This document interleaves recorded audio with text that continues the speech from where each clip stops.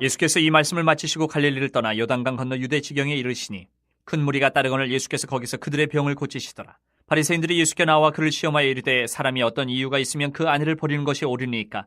예수께서 대답하여 이르시되 사람을 지으시니가 본래 그들을 남자와 여자로 지으시고 말씀하시기를 그러므로 사람이 그 부모를 떠나서 아내에게 합하여 그 둘이 한 몸이 될지니라 하신 것을 읽지 못하였느냐?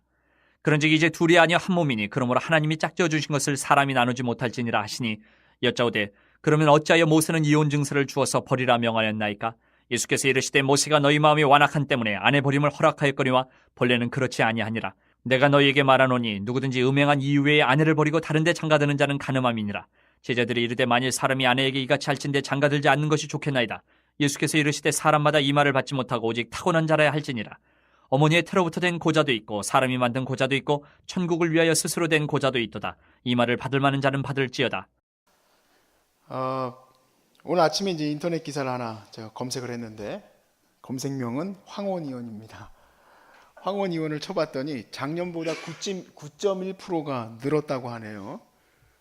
전체 이혼율 중에서 황혼 이혼은 20년 이상 산 사람들을 황혼 이혼이라고 합니다. 그러니까 요즘엔 좀 젊은 아주머니 정도도 황혼 이혼으로 봤을 때 굉장히 높아졌다 이 얘기죠.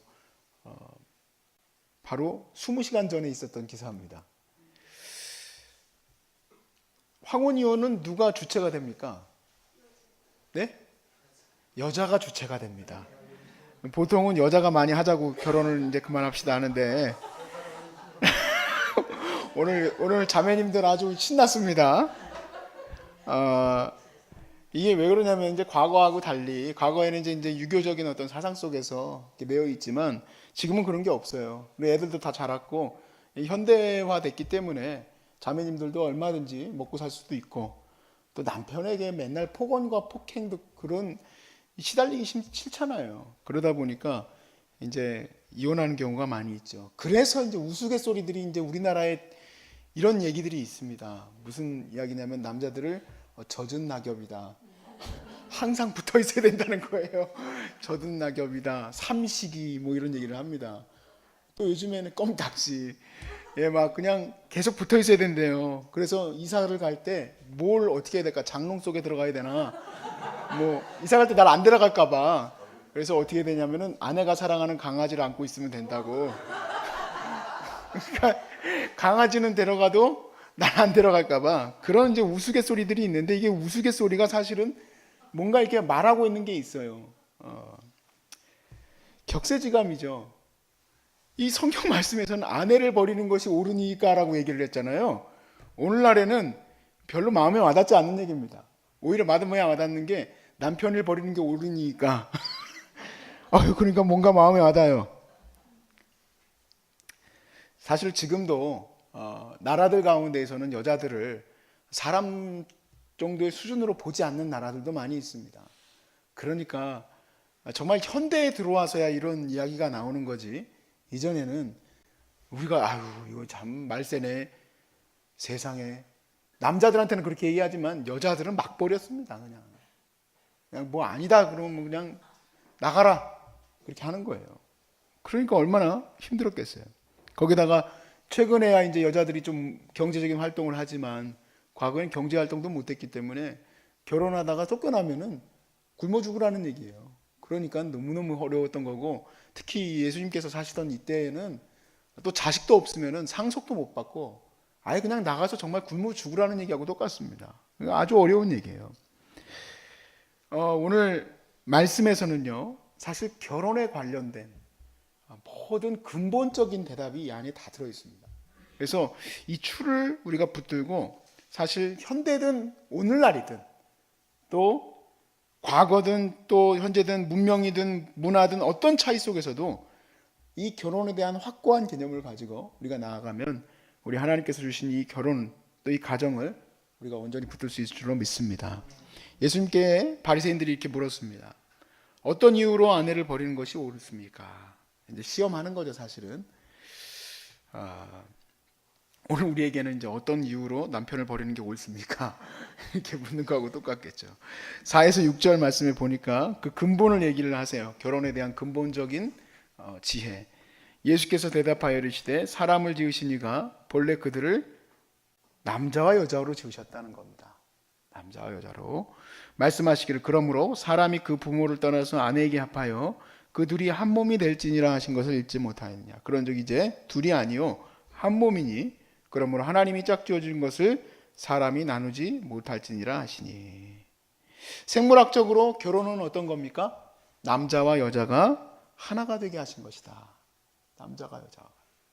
근데 오늘날에는 좀 데모가 있죠. 계속 무슨 뭐 페스티벌도 있고 나옵니다. 우리 아주 그냥 기겁을 하죠. 근데 막 또 그거를 갖다가 우리 뭐 기독교가 무슨 뭐 또 이제 또 나쁜 것부터 해가지고 난리를 쳐가면서 기독교가 아주 고리타분하고 문제가 있다 막 이렇게 얘기를 하죠. 뭡니까? 동성 결혼이죠. 동성 연애를 얘기하는 게 아닙니다. 그러니까 동성 간의 결혼에서 가정으로 인정을 할 것인가 이 부분에 대해서 인정한 나라들도 있고 나라들 가운데서 큰 나라들은 도시가 그걸 인정한 곳들도 있습니다. 그런데 성경은 분명히 얘기하는 것은 남자와 여자를 하나님께서 한 몸 되게 하셨다. 왜냐하면 생물학적으로 남자와 남자는 생명을 잉태할 수가 없습니다. 여자와 여자도 생명을 잉태할 수가 없어요. 왜냐하면 하나님이 남자와 여자를 만드신 근원에는 생명이 잉태되어져서 그 아이가 자라나서 부모를 떠나 또 다른 곳에서 새로운 가정을 이루는 거예요. 하나님이 이것을 디자인하신 거예요. 이렇게. 그리고 이 디자인 속에서 생육하고 번성하라는 축복이 거기 들어가 있는 겁니다. 너희가 생육하고 번성하여라.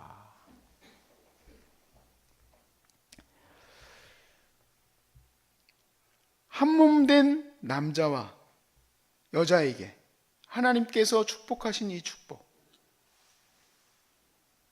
이 축복, 생육하고 번성하라는 축복은 명령이기도 합니다. 그냥 명령이 그냥 축복으로 야 너네들 생육하고 번성해라 그게 아니라 명령이에요. 그것이 어겨졌기 때문에 사실 창세기 11장에서 자기들끼리 막 모여 있었잖아요. 번성하고 생육하고 땅에 퍼져나가야 되는데 그곳에 막 자기들의 이름을 내기 위해서 거기에 모였단 말이에요. 그러면 안 되는 거죠. 하나님 만드신 이 땅 전체에 하나님께서 명령하신 대로 흩어져 나가야 되는 거예요.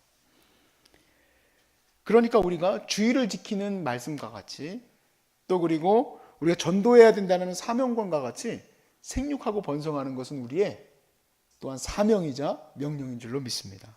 생육하고 번성해야 돼요. 그러면 우리가 이렇게 질문을 던지게 됩니다. 미운 이유로 아주 미워요. 남편이나 아내가 너무 미워요. 또 성격이 맞지 않아요. 또 돈을 벌어오지를 않아요. 또 건강이 나빠졌어요. 저는 제일 마음에 안 드는 게 건강 나빠졌다고 버리는 부부들이 있어요. 참 어떻게 될지 모르겠어요. 너무 안타까운 거예요. 그리고 여러 가지 이유가 있죠. 그걸로 인하여서 이혼하는 것이 가능한가?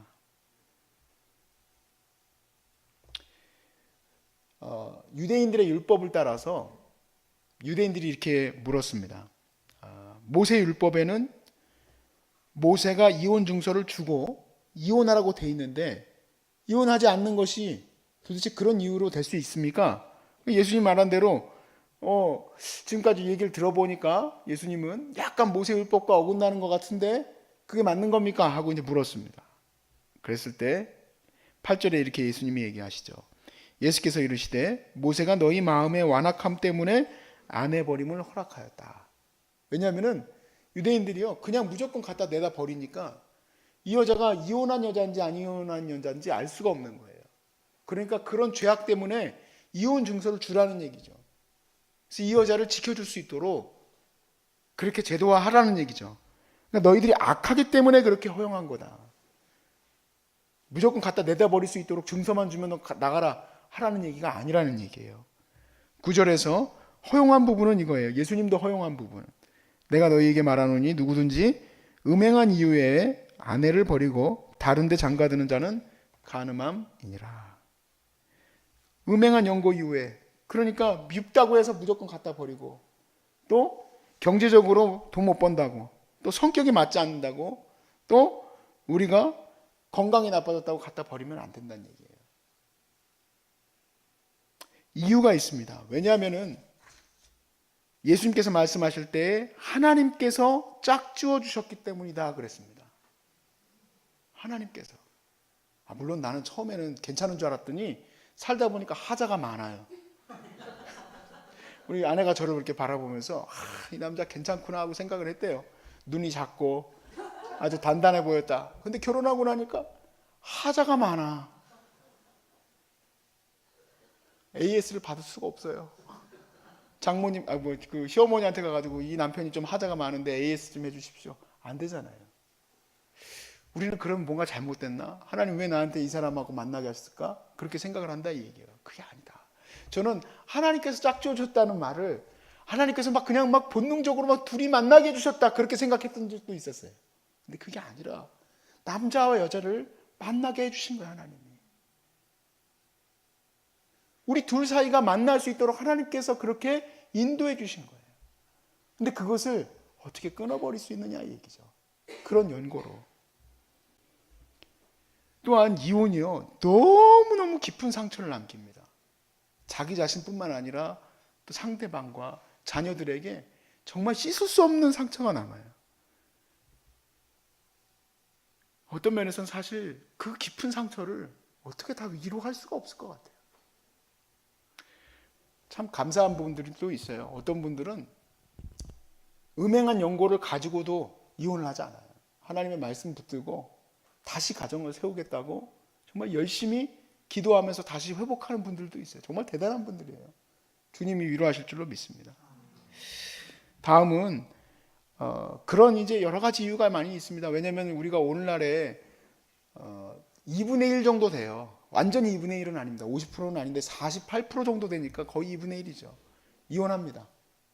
48% 정도가 이혼을 하는데, 그러니까 그런 것들도 싫고 또 경제적으로도 어렵고 애 낳고 키우는 것도 쉽지 않잖아요. 그러니까 아예 결혼도 안 해, 결혼도. 독신에 대한 얘기를 또 주님께서 하세요. 독신하는 이유가 뭡니까? 오늘날의 젊은이들이 독신하는 이유는 불편하기 때문에 그래요. 결혼하는 게.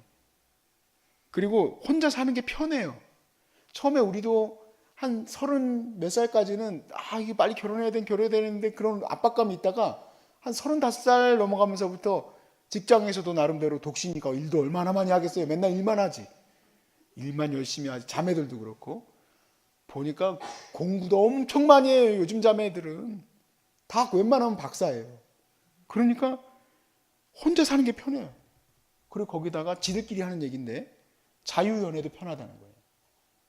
얘하고 만나다가 다른 사람하고 만나면 된다는 거지. 우리 그리스도인들은 왜 독신을 선택할 수 있는가? 주님 말씀하신 것은 목적이 있습니다. 내가 편하자고 독신을 선택하는 게 아니라 천국을 위해서 독신을 선택하는 거예요. 천국을 위해서. 우리가 어떤 일이든지 하나님 나라를 위해서 일을 감당하지 않습니까? 무엇이든지 앉으나 서나 먹으나 모든 것을 주를 위해서 하는데, 그 중에서도 가장 중요한 부분인 이 독신은 하나님 나라를 위해서 그렇게 선택할 수도 있다. 그리고 천성이 아니고서야 독신을 선택하는 것을 주님은 원치 않으십니다. 제가 청년 사역을 한 10몇 년 했잖아요. 그럼 이제 만나기만 하면 일단 첫 이야기는 이제 연애 얘기로 이제 들어가게 돼요.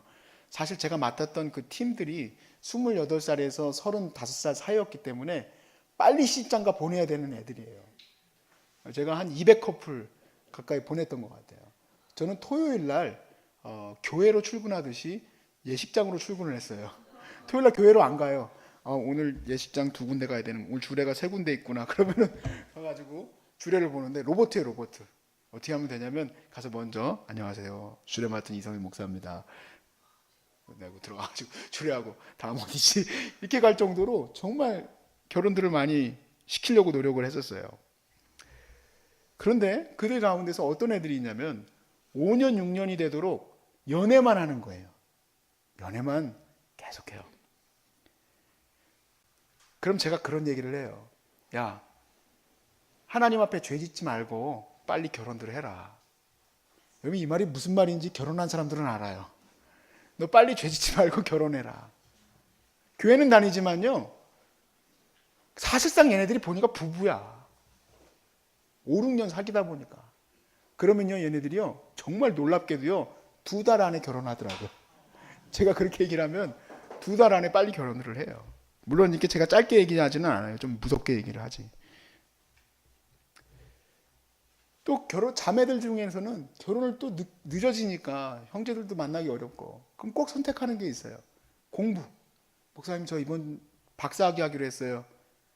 그럼 제가 그렇게 얘기를 물어요. 너 독신의 은사가 있냐? 그러니까 너 혼자 40대가 넘도록 살아도 너 아무 문제 없냐? 아니요. 그러면은 잘 생각해봐라. 네가 공부하려고 하는 마음과 같이 결혼에도 올인을 한번 해봐라. 그렇게 해가지고도 많이 또 시집장가 보냈어요. 사실 우리가 이 문화에 젖어 있다 보니까 너무나도 많은 청년들이 세상 청년들처럼 같이 그렇게 결혼들도 안 하고 그렇게 살아요. 근데 우리는요, 이 말씀을 받아야 됩니다. 하나님이 만드신 이 창조의 세계에 첫 번째 축복이자 우리에게 하신 명령, 생육하고 번성하라. 그렇게 얘기하셨기 때문에 우리는 반드시 결혼을 하는 것도 주님을 위해서 결혼하고, 나는 독신의 은사가 없으니까. 저도 제가 결혼할 때쯤 생각해 보니까 저는 독신의 은사가 없었어요. 그래서 나는 반드시 결혼해야 돼. 죽기 살기로 결혼하기 위해서 제가 우리 아내를 찾아다녔잖아요. 잘 찾으셨어요? 감사합니다. 결혼하신 분들만 있으니까 하는 얘기지만 결혼이 어떤 부분에서 어렵죠. 가정을 만들어서 자녀들을 키워나가고 남편이든 아내와 함께 살아간다는 것이 어렵고, 또 어떤 부분은 좋기도 하고 그렇습니다. 그런데 이 결혼에 대해서 주님이 말씀하신 것처럼 하나님이 짝지어 주신 거예요. 하나님이 그렇게 만들게 하신 거예요. 다른 것들은 이상한 거예요. 우리가 아무리 현대 문화가 남자와 남자가 결혼하는 것도 우리가 허용해야 된다라고 말하는 그런 시대가 됐지만 그건 이상한 거예요. 생명이 없는 거예요. 우리가 마음대로 할 수는 있지만 하나님 만드신 창조의 목적이 아니에요. 그리고 이 결혼이라는 게 요즘의 생각처럼 힘들고 어렵게 느껴지지만 할 수밖에 없는 거예요. 왜냐하면 우리의 본능만 따지고 갈 것이 아니라 하나님이 만드신 아름다운 축복의 도구이기 때문에. 그래서 이것이 온전히 이루어질 때 사실은 우리 안에 많은 위로와 축복이 있습니다. 이 세상을 제가 바라볼 때 너무 아파요. 병들고 또 수고스럽고 힘이 들어요. 근데 가정이 있으면 그 모든 것을 다 위로받을 수는 없지만 조금이나마 감해진다는 거예요. 정말 죄송스러운 얘기지만 우리 환우들 이제 그런 분도 있었습니다만은 다행히 어떻게 이렇게 좀 말씀을 전할 때 보니까 그분들이 나가셨는데 암에 걸렸는데 혼자이신 분들이 있어요. 그러니까 부모님이 계신 것도 큰 은혜예요. 내가 아플 때 내가 결혼을 안 했다면 아직은 이제 물론 노년이시기는 하지만 아직은 나를 도와주실 수 있는 어머니가 있다는 거, 아버지가 있다는 건요, 큰 은혜. 저한테 여기 와서 너무 몸이 안 좋으신 상태, 말기까지 왔는데 자기 들어갈 수 있느냐? 그럼 제가 아니 안 된다, 보호자 꼭 데리고 오셔야 된다 그러면은 못 들어오세요. 그런 분들이 10명도 넘으세요. 이유는 왜 그러냐면 도와주실 분이 없어요. 그러니까 내가 고맙든 안 고맙든 남편이 있고 아내가 있는 게 큰 은혜예요. 그것 때문에 결혼하는 건 아닙니다. 그것 때문에 결혼하는 건 아니지만 내가 함께 할 수 있다는 것이 얼마나 감사한가. 그러니까 이 세상은 죄 때문에 이렇게 힘들고 어렵고 고생스럽지만 하나님이 축복하신 이 가정이 얼마나 내게 복된 것인가. 그래서 우리는 이제 그 근원을 다시 한번 생각합니다. 하나님이 짝지어 주신 것이고 하나님이 만드신 것이에요. 그래서 이 가정이 사실은 힘들고 어려울 때도 많이 있지만 그 힘들고 어려운 거 맨날 그것만 생각하면 힘들죠. 근데 힘들고 어려울 때도 있지만 이 가정은 하나님께서 이 죄악된 세상에서 우리를 보호하시려고 만들어 주신 것임을 믿으시기 바랍니다. 그래서 기도로서 끊임없이 이 가정이 아름답게 세워질 수 있도록 한없는 하나님의 영광의 은혜들이 여러분 안에 채워지고, 영적인 것이 채워지면 우리의 마음도 채워지고, 우리 마음이 채워지면 우리 육체도 건강해지고 우리의 가정도 온전히 세워질 줄로 믿습니다.